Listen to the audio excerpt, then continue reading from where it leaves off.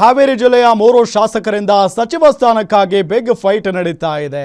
ಸಚಿವ ಸ್ಥಾನ ತಪ್ಪಿಸಲು ಒಳಗೊಳಗೆ ನಡೀತಾ ಇದೆ. ಹಾಗಾದ್ರೆ ಸಂಚು. ಸಚಿವ ಸ್ಥಾನವನ್ನ ಯಾರೂ ತಪ್ಪಿಸೋಕೆ ಆಗಲ್ಲ. ಸಮುದಾಯ ದೊಡ್ಡದಿದೆ.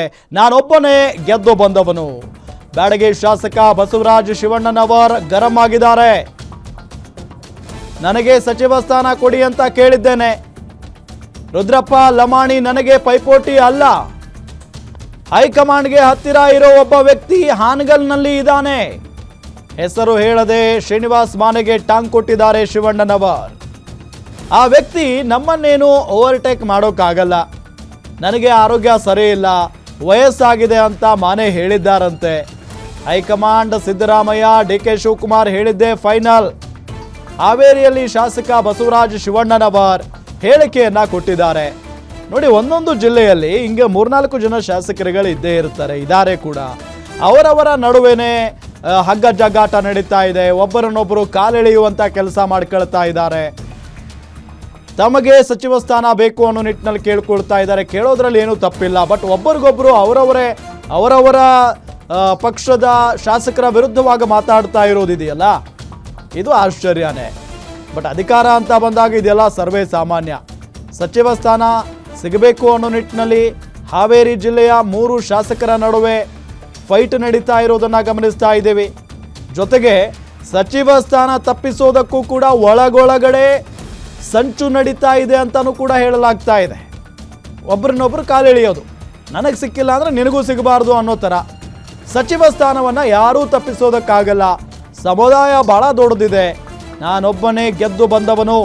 ಬ್ಯಾಡಗಿ ಶಾಸಕ ಬಸವರಾಜ ಶಿವಣ್ಣನವರ್ ಗರಂ ಆಗಿಬಿಟ್ಟಿದ್ದಾರೆ ನೋಡಿ ಇವತ್ತು.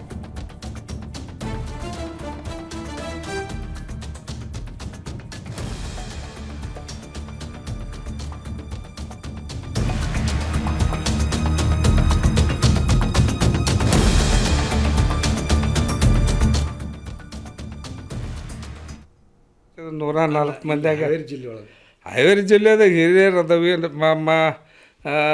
4 ಸಲ ಆರ್ಸಿನೂ ಬಂದವಿ. ನಮ್ಮ ಸಮಾಜದಾಗ ಈ ಭಾಗದಾಗ ನಮ್ಮ ಮಂದಿ ಒಳಗೆ ಆರ್ಸಿ ಬಂದರು. ನಾನು ಹಿರಿಯರು ಅದಾನೆ. ಈ ಭಾಗದಾಗ ನಮಗೆ ಹೆಚ್ಚಿನ ಸಂಖ್ಯೆಯಲ್ಲಿ ಸಮಾಜ ಐತಿ. ಸಮಾಜ ಸಂಘಟನೆ ಆಗ್ಬೇಕು, ಸಮಾಜ ಖುಷಿ ಪಡ್ಬೇಕು.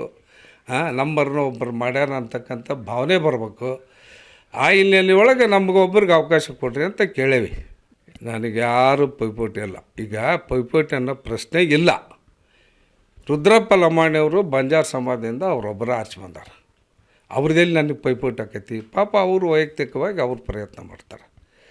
ಇನ್ನು ಒಂದು ಎರಡನೇದು, ಈ ಹೈಕಮಾಂಡ್ ಜೊತೆಗೆ ಹತ್ತಿರ ಸಂಪರ್ಕ ಇರ್ತಕ್ಕಂಥ ವ್ಯಕ್ತಿ ಒಬ್ಬ ಹಾನಗಲ್ದವ ಅದಾರ. ಅವರು ಕೂಡ ಅವ್ರೇನು ಓವರ್ಟೇಕ್ ಮಾಡೋದಲ್ಲ, ಅವ್ರ ಪ್ರಯತ್ನ ಅವ್ರು ಮಾಡ್ತಾರೆ.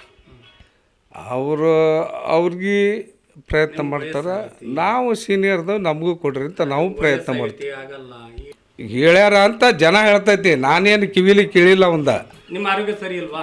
ನಂದು ಎಲ್ಲ ನೀವು ನೋಡ್ತಿರಲ್ಲ, ಕಣ್ಣಿದ್ರಿಗೆ ಕಾಣೋದಿಲ್ಲ. ಅದಕ್ಕೆ ಅವರು ಒಟ್ಟಾರೆ ನನ್ನ ಪಕ್ಷ, ನನ್ನ ಕಾಂಗ್ರೆಸ್ ಪಕ್ಷ, ನನ್ನ ಹೈಕಮಾಂಡು, ನಮ್ಮ ಸಿದ್ದರಾಮಯ್ಯ, ಡಿ ಕೆ ಶಿವಕುಮಾರ್ ಏನು ಇವತ್ತು ನಿರ್ಣಯ ತಗೊಂತಾರ, ನಮ್ಮ ಜಿಲ್ಲೆಗೆ ಒಟ್ಟು ಒಂದು ಅವಕಾಶ ಕೊಡ್ರಿ.